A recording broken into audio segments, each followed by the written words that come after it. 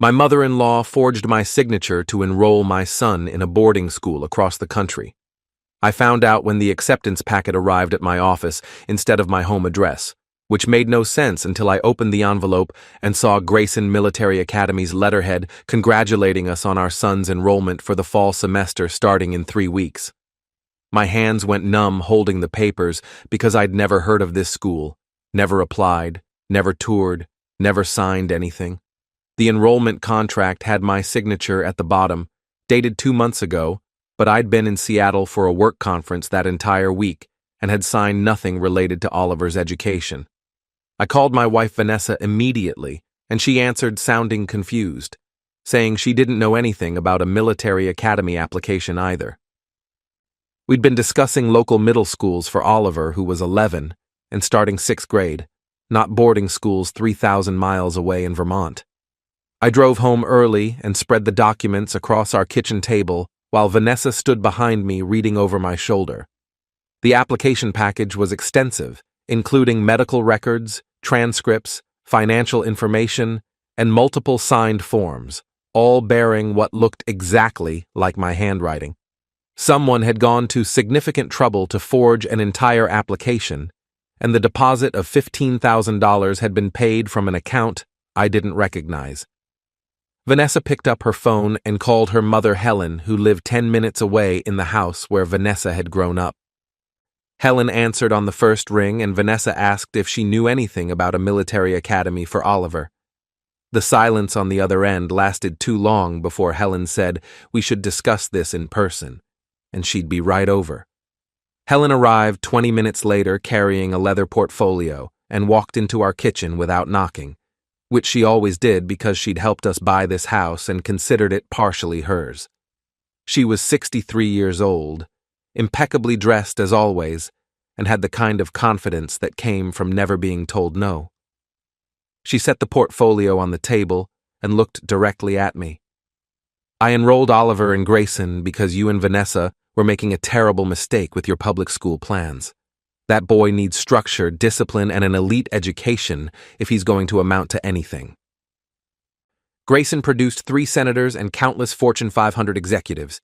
It's exactly what Oliver needs. I stared at her in disbelief and asked how she'd forged my signature and paid the deposit.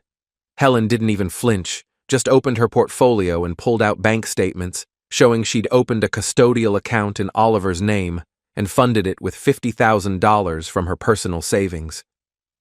I have legal authority as his grandmother to make educational decisions when parents are being negligent, she said calmly. Vanessa's voice went cold, asking what authority Helen thought she had over our son. Helen pulled out more documents, including a power of attorney form that I definitely hadn't signed, giving her educational and medical decision-making rights for Oliver. The forgery was elaborate and professional, with notary stamps and witness signatures that all appeared legitimate. I told Helen she'd committed fraud, and we'd be reporting this to the police immediately. She smiled and said I should think very carefully before making accusations I couldn't prove, that her lawyer had reviewed everything and it was completely legal. Vanessa was crying now, asking her mother how she could do this, why she'd go behind our backs instead of just talking to us about her concerns. Helen's expression softened slightly when she looked at Vanessa and said she'd tried talking to us for months, that she'd suggested private schools and tutors and enrichment programs, but we kept insisting public school was fine. Oliver is gifted, Helen said. He scored in the 99th percentile on every standardized test. He deserves better than the mediocre education you're planning to give him. Grayson will challenge him, prepare him for an Ivy League university, set him up for success. I'm doing what you should have done months ago. I picked up my phone and started dialing our attorney's number, but Helen warned me that fighting this would be expensive and time-consuming and ultimately unsuccessful because she'd documented extensive evidence of our neglect of Oliver's educational needs. She'd apparently been keeping a detailed log for over a year, noting every time we'd declined her suggestions for enrichment activities or turned down her offers to pay for private tutoring. She claimed she had witnesses who would testify that we were holding Oliver back academically and socially. Vanessa demanded to know what witnesses, and Helen rattled off names of teachers, neighbors, and family friends who'd expressed concerns about Oliver's education to her privately. Half the names were people I barely knew, and I suspected Helen had manipulated or misrepresented those conversations. I told Helen that regardless of her documentation, forging signatures was illegal and we'd be pursuing criminal charges. She stood up and told us Oliver was scheduled to fly to Vermont in 3 weeks for orientation, and she'd already purchased his uniforms, supplies, and plane ticket. "You can fight me if you want," she said. "But while you're wasting time with lawyers, that boy will be getting the education he deserves." After Helen left, Vanessa and I sat in stunned silence trying to process what had just happened. I pulled up Grayson Military Academy's website and found a prestigious institution with a tuition of $65,000 per year, requiring students to live on campus year-round with only brief holiday breaks. The curriculum was rigorous and the discipline strict, with military-style structure including uniforms, marching, and mandatory athletics. It looked like an excellent school for families who wanted that environment, but we'd never considered boarding school for Oliver, and certainly not a military academy.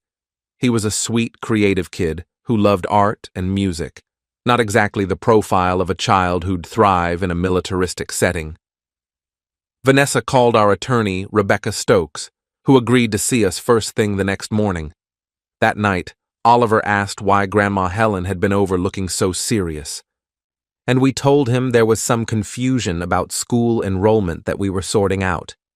He was excited about starting middle school with his friends and didn't need to know his grandmother had tried to ship him across the country without our knowledge. Rebecca met us at 8 the next morning and reviewed all the documents Helen had left. She confirmed immediately that the power of attorney was fraudulent, and Helen had no legal authority to make decisions about Oliver's education. The forged signatures on the Grayson application were grounds for criminal fraud charges, and Rebecca said we should file a police report immediately. She also recommended getting a restraining order preventing Helen from taking Oliver anywhere while we sorted out the legal situation. The problem was proving the signatures were forged, especially since they looked remarkably accurate. Rebecca suggested getting a forensic document examiner to analyze the signatures and compare them to my genuine signature samples. I filed a police report that afternoon at our local precinct, and Detective Sharon Okonkwo took my statement while examining the forged documents. She agreed they looked suspicious and said she'd investigate, but warned that proving forgery could be challenging and prosecution would depend on the district attorney's willingness to pursue charges against a grandmother claiming to act in her grandson's best interest. Detective Okonkwo took copies of everything and said she'd contact Grayson Academy to inform them of the situation. Meanwhile, I called Grayson's admissions office and spoke with Director Lawrence Brennan, explaining that the application had been submitted fraudulently without our knowledge or consent. Mr. Brennan sounded shocked and said he'd never encountered such a situation before. He put me on hold while he consulted with the school's legal counsel, then came back saying they'd freeze Oliver's enrollment pending investigation, but they'd need official documentation of the fraud claim. I faxed over the police report and told him we'd be sending proof the signatures were forged. Mr. Brennan apologized for the confusion and said Grayson had no interest in enrolling students without genuine parental consent, but they'd followed proper procedures and had no reason to suspect the application was fraudulent. He mentioned that Helen had visited the campus twice, toured the facilities, and spoken extensively with admissions counselors about Oliver's needs and qualifications. She'd presented herself as a concerned grandmother, assisting busy parents, which wasn't unusual for wealthy families. The school had her deposit and would refund it once the situation was resolved, minus administrative fees. That evening, Helen showed up at our house again, this time with her attorney, a stern woman named Patricia Langford, who handed us a thick legal packet. Patricia explained that Helen was filing for grandparent visitation rights and seeking a court order to compel us to enroll Oliver in an appropriate educational program, meeting his needs as a gifted child. The petition claimed we were neglecting Oliver by planning to send him to an underfunded public school despite having the means to provide better options through Helen's financial support. Patricia said grandparents had legal rights in our state to petition for involvement when parents were making decisions harmful to the child's welfare. I read through the petition, which was filled with accusations that we were holding Oliver back academically, socially isolating him by not enrolling him in enrichment programs and refusing to take advantage of educational opportunities available to him. Helen had apparently documented every conversation where we declined her offers to pay for private school, tutoring, music lessons, sports camps, and other activities. She'd twisted our reasonable parenting decisions into evidence of neglect. Vanessa was furious, telling her mother this was insane and she had no right to interfere in our parenting. Helen's response was cold, saying she loved Oliver more than anything and wouldn't stand by watching us waste his potential. Patricia advised us to retain counsel because the hearing was scheduled for 6 weeks out and we'd need to present evidence that our educational choices were appropriate. Rebecca had already warned us this could get complicated because grandparent rights laws varied by state and judges sometimes sided with grandparents claiming to protect children's best interests. Over the next few days, the situation escalated in ways I hadn't anticipated. Helen contacted Oliver's elementary school and requested his complete records, which they released to her because she was listed as an emergency contact with pickup authorization. She showed up at Oliver's activities, including his art class and soccer practice, taking photos and videos that she claimed documented his interactions and development. Our neighbors reported seeing her parked outside our house at odd hours, apparently surveilling our family routine. When I confronted her about this behavior, she said she was documenting evidence for her court case and had every right to observe her grandson in public spaces. I filed for a restraining order, but the judge denied it, saying Helen hadn't made any threats, and her actions, while intrusive, didn't meet the threshold for a protective order. The judge suggested we work this out through family counseling rather than the court system, which showed a fundamental misunderstanding of how manipulative and determined Helen had become.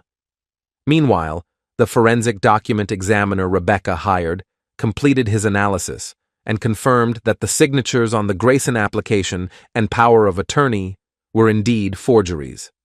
His report detailed the subtle differences in pen pressure, letter formation, and spacing that indicated someone had carefully traced or copied my signature rather than signing naturally. The examiner concluded with a high degree of certainty that I had not signed the documents. Rebecca submitted this report to Detective Okonkwo and to Grayson Academy.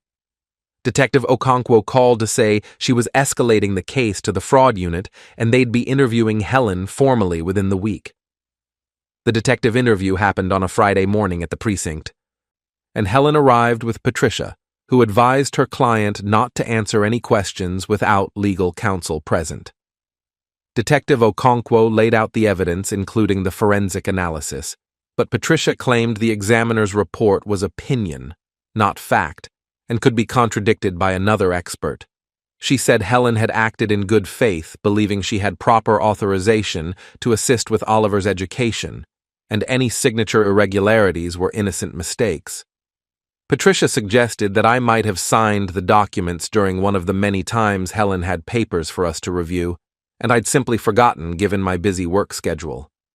This was absurd because I specifically remembered being out of town when the documents were supposedly signed, and I had hotel receipts and work calendars proving my whereabouts. Detective Okonkwo pressed harder, asking how Helen had obtained notarized documents if I'd never signed them. Helen finally spoke, saying she'd had the documents prepared by her attorney and brought them to us multiple times, and we'd kept putting off signing them until she'd gotten frustrated and assumed we'd eventually agree. Patricia quickly silenced her and said they were terminating the interview. Detective Okonkwo warned them that forgery and fraud charges were likely forthcoming, and they should prepare accordingly. Walking out of the precinct, I saw Helen's face, and for the first time she looked worried rather than smugly confident. Patricia was speaking to her in urgent whispers, and I caught fragments about plea deals and mitigation strategies. The situation took a darker turn when Oliver came home from school upset because kids had been asking him about going to military school. Helen had apparently contacted several parents in Oliver's class and told them about the Grayson enrollment, spinning it as a wonderful opportunity we were considering.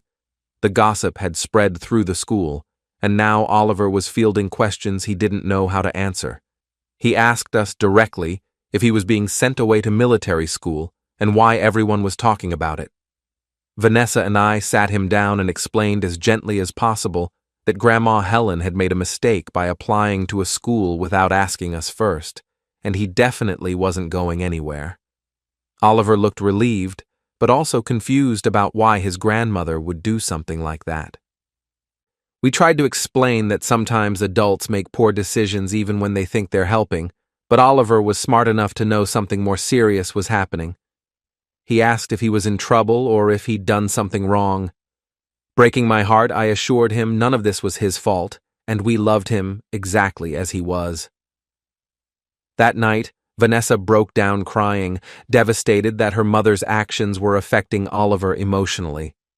She'd tried calling Helen repeatedly to beg her to stop the legal proceedings and admit what she'd done, but Helen wouldn't answer or return calls. Vanessa was caught between loyalty to her mother and protecting her son, and the strain was destroying her. The grandparent visitation hearing approached, and Rebecca prepared our defense, which included testimony from Oliver's teachers, pediatrician, and child psychologist, all confirming he was thriving academically and emotionally in his current environment. We gathered evidence of the enrichment activities we did provide, including art classes, soccer, music lessons, and regular cultural outings. Rebecca's strategy was to show that we were engaged, thoughtful parents making reasonable educational choices, and Helen's claims of neglect were baseless. We also had the forensic analysis of the forged signatures, though that was technically part of the separate criminal investigation. The hearing took place in family court before Judge Richard Wolfe, a grandfatherly figure who'd been on the bench for 30 years. Helen's attorney, Patricia, presented her case first, calling witnesses including a private school admissions counselor who testified about the benefits of elite education, and a child psychologist Helen had hired who claimed gifted children needed specialized educational environments to reach their potential. Patricia introduced Helen's detailed logs documenting all the times we declined her offers of educational support, which she framed as concerning pattern of refusing help. Helen took the stand and delivered a performance worthy of an Oscar, crying as she described her fear that Oliver was being held back by parents who didn't understand his needs. She claimed she'd only enrolled him in Grayson because we'd consistently refused to consider appropriate alternatives. Patricia carefully avoided mentioning the forged signatures, framing it instead as Helen taking initiative to secure a placement at a competitive school. Rebecca's cross-examination was surgical. She got Helen to admit she'd never discussed Grayson specifically with us, never showed us the application materials, and never disclosed she was submitting paperwork in our names. Helen tried to claim it had been implied consent through previous conversations, but Rebecca methodically proved we'd been clear about wanting Oliver to attend local public school with his friends. Rebecca then introduced the forensic document examiner's report, showing the signatures were forged. Patricia objected strenuously, arguing it was prejudicial to introduce criminal matters in a civil proceeding, but Judge Wolfe allowed it as relevant to Helen's credibility. Helen's face went pale as the expert's conclusions were read into the record. Rebecca called our witnesses next, and Oliver's fifth-grade teacher, Mrs. Keating, testified that Oliver was an excellent student, performing above grade level in all subjects. His pediatrician confirmed Oliver was healthy, well-adjusted, and showed no signs of neglect or educational deprivation.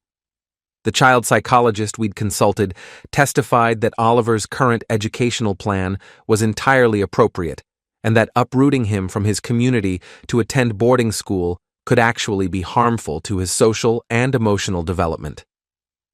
Rebecca entered into evidence the police report I'd filed and Detective Okonkwo's preliminary findings supporting fraud charges against Helen.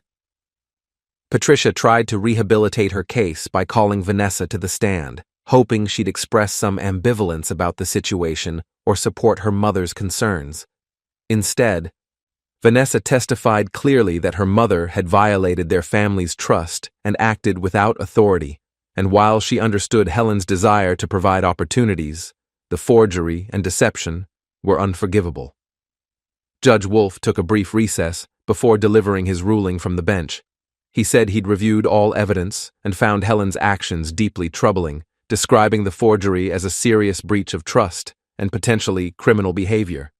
He denied Helen's petition for grandparent visitation rights entirely, finding that she demonstrated she couldn't respect parental authority or boundaries. The judge went further, ordering that Helen could have no contact with Oliver without supervision and parental approval until she completed a psychological evaluation and family counseling. He noted that grandparent rights existed to protect meaningful relationships between grandparents and grandchildren, not to allow grandparents to override parental decision-making through fraud and manipulation. Judge Wolf's written order was scathing, explicitly finding that Helen had forged documents, enrolled Oliver in school without consent, and fabricated claims of educational neglect to justify her actions.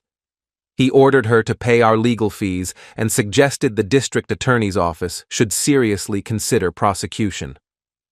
Walking out of the courthouse, Helen looked devastated while Patricia tried to console her. Vanessa approached her mother and asked why she'd done this, why she'd destroyed their family relationship over school enrollment. Helen's response was chilling.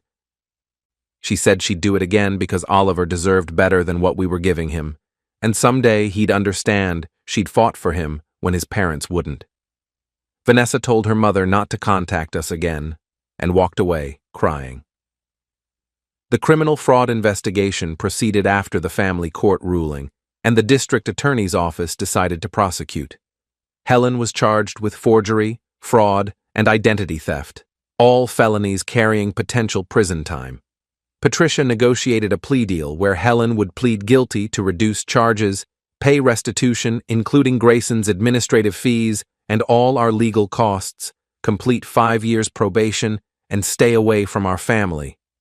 The alternative was going to trial, where the forensic evidence and judge's findings would likely result in conviction and actual jail time.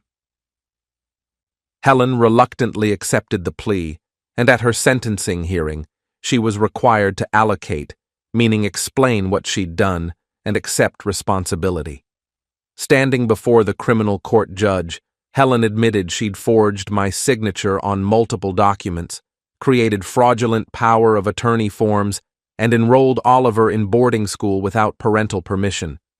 She claimed she'd done it out of love and concern for her grandson's future, but acknowledged it was wrong and illegal. The judge sentenced her to 5 years probation, 200 hours of community service, and imposed a 10-year restraining order prohibiting contact with Oliver except through supervised visitation if we ever chose to allow it. The judge said Helen's actions, while motivated by what she claimed was love, were a profound violation of trust and parental authority that could have traumatized the child. The criminal record would follow Helen for life, affecting her reputation in the community where she'd been prominent in social circles. The aftermath was complicated. Vanessa struggled with guilt and grief over her mother's choices and the destruction of their relationship. She attended therapy to process the betrayal and work through her feelings about setting boundaries with Helen. Oliver knew some of what had happened, but not all the details, and his therapist helped him understand that Grandma Helen had made serious mistakes that hurt the family. We eventually allowed supervised visits after 6 months, with a family therapist present, because Oliver did miss his grandmother despite everything. Those visits were awkward and stilted, with Helen trying too hard to be the perfect grandmother while avoiding any discussion of what had happened. The dynamic had changed permanently, and Oliver sensed it even though he couldn't articulate why things felt different. Vanessa's relationship with her mother remained fractured, cordial, but distant, marked by betrayal that couldn't be undone. Helen never truly apologized, never acknowledged the depth of harm she'd caused, never took responsibility beyond what the court forced her to admit. She still believed she'd been right to try to secure what she saw as a better future for Oliver, even if her methods were wrong. That fundamental inability to understand that parenting decisions belonged to parents, not grandparents, meant trust could never be fully restored. We did enroll Oliver in a gifted program at our local public school, not because Helen had been right about needing more challenge, but because it was the appropriate choice for his abilities and our family situation. He thrived there, made close friends, continued his art and music, and developed into a confident, creative teenager who knew he was loved and supported by parents who respected his autonomy. Years later, when Oliver was applying to colleges, Helen sent him a letter suggesting several elite institutions and offering to pay his tuition. Oliver showed us the letter and asked what he should do. We told him it was his decision, that he could have a relationship with his grandmother on his terms if he wanted one, but he should be aware of her history of trying to control decisions through money and manipulation. Oliver wrote back politely declining her financial support and thanking her for the suggestions, but explaining he'd be making his own choices about college with his parents' guidance. He chose an excellent state university with a strong art program, earned his degree, and built a successful career in graphic design. The boarding school incident became family lore, the story of how Grandma Helen tried to send him to military academy and ended up with a criminal record. Oliver tells it sometimes at family gatherings, with a mix of humor and disbelief that his grandmother thought forgery was an acceptable parenting strategy.